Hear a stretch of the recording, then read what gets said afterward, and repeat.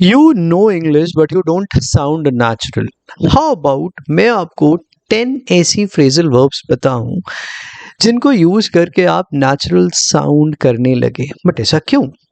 सी, language में बहुत सारे एलिमेंट्स होते हैं, तो जब आप वोकैबुलरी पर आते हैं, ग्रामर, वोकैबुलरी, स्पोकन इंग्लिश, तो आपको बहुत सारी चीज़ों की ज़रूरत पड़ेगी.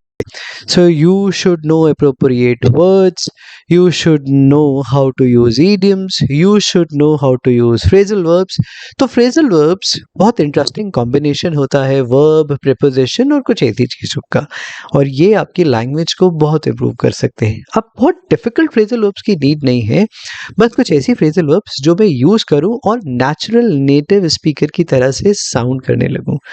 तो स्क्रीन पे चलते हैं और आज का सेशन शुरू करते हैं. Now look at this phrasal verb. Figure out. Trust me, you can use this phrasal verb like anything. आप इतना यूज कर पाएंगे ना. अब what exactly figure out means? देखो, figure out होता है to understand or solve something. Simple. मैं कॉन्वर्सेशन से समझाने की कोशिश करूंगा ताकि आपको ये समझ आ जाए how to use this in your conversation, और सारे एग्जांपल्स में ये मिल जाएगा. ठीक है, तो मान लीजिए आपने बोला did you solve coding problem, you asked your associates. ठीक है, कोलीग है आपका, आपने उनसे पूछा did you solve the coding problem, and he said yes I finally figured it out after watching a tutorial. तो यानी कि क्या वो रिजॉल्व हुआ, क्या वो समझे, तो आपने कहा मैंने फिगर आउट कर लिया है. This is how we use phrasal verbs. ठीक है, मैंने क्यों बोला आपको कि नेचुरल नहीं आ रही है इंग्लिश, आपको वर्ड नहीं मिल रहा है, आपको फ्रेज नहीं मिल रही है. Native speakers they use this a lot.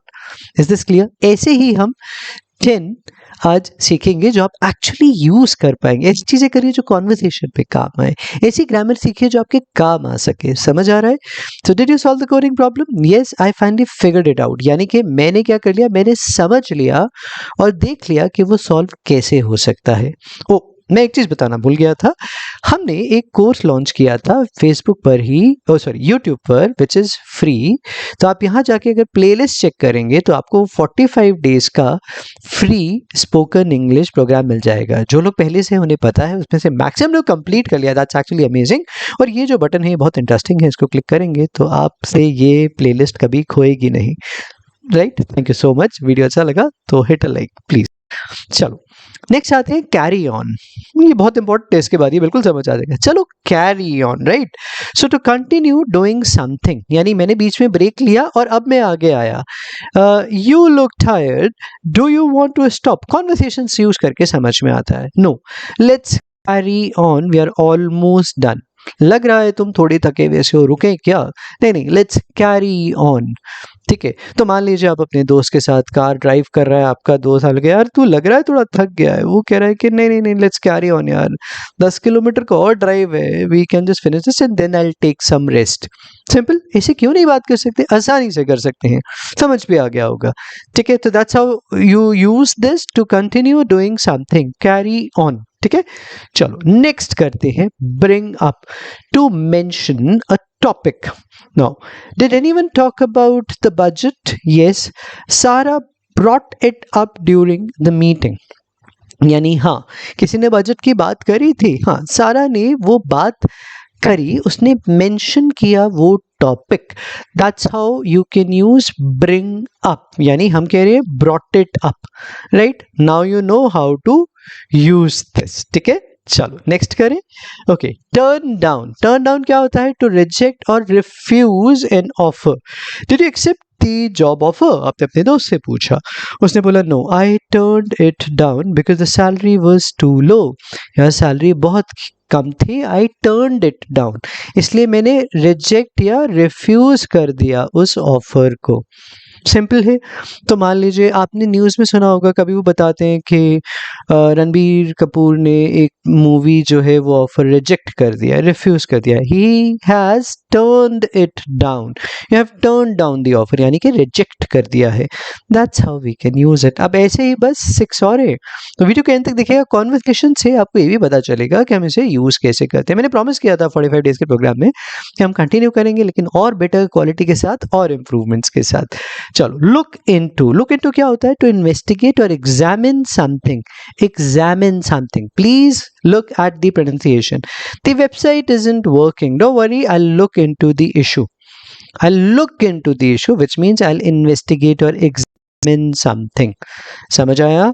Can I use it? Yes, you can anytime use it. आप जितनी बार चाहें इसको यूज कर सकते हो और ये बहुत ही आसान चीज है. Clear? Shall we proceed? चलो. Run into, to meet someone unexpectedly. ठीक है, अचानक से कब मिल गया? Guess what happened? I ran into my school teacher at the airport. ऐसे कॉन्वर्सेशन करनी चाहिए. जब तक आप यूज नहीं करेंगे, जब तक आप प्रैक्टिस नहीं करेंगे, ये नहीं होगा आपसे. Are you getting it? ठीक है, तो run into, to meet someone unexpectedly. Guess what happened? I ran into my school teacher at the airport. अब run into like टक्कर मारना नहीं होता. To meet someone unexpectedly कितना इंटरेस्टिंग है और आप कितनी बार यूज कर सकते हैं इसको.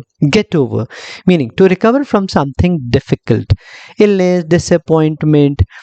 Are you feeling better now? Yes, I'm finally getting over the flu. कैसा लग रहा है? अभी ठीक लग रहा है आपको?